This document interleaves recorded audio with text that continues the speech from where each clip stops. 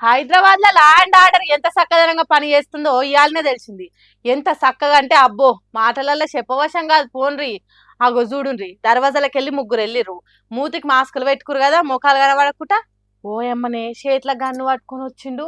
అలా వెనకాల ఇంకొకటి బ్యాగ్ వేసుకొని ఎంట్రీ ఇచ్చిర్రు. చూస్తుంటే దేన్నో మంచిగా పొతం పెట్టనీకే వచ్చినట్టుంది ఈ బడివే గ్యాంగ్ అంతా.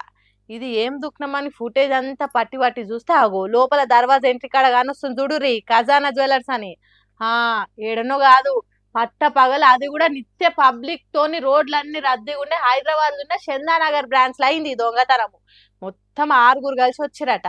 లోపలకు వచ్చుడుతోనే సీసీ కెమెరాలు కాల్చిరట. ఇక బంగారం ఎత్తుకపోనికి తాళాలు అడిగితే అసిస్టెంట్ మేనేజర్ ఇయ్యకపోయేసరికి పాపమైన కాలు మీద కూడా కాల్చిరట బడివేగాలు. అంతెల్మే అలా పనిచేసేటోళ్ళు పోలీసులకు ఫోన్ చేసేసరికి కాకిలు సై సై అని ఆరనేసుకొని వచ్చిర్రు. ఎంబటే వారిపోయిరట.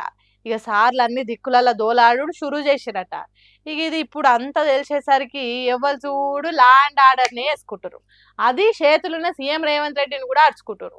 మరి ఆ బడివేగాలను పోలీసులు ఎన్నడు దొరకబడతారో గాని అప్పటిదాకా మన సర్కారుకు మాటలు పడక తప్పది.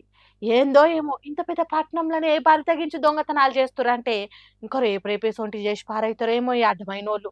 జర పైల ముందులా ఏడిపోయినా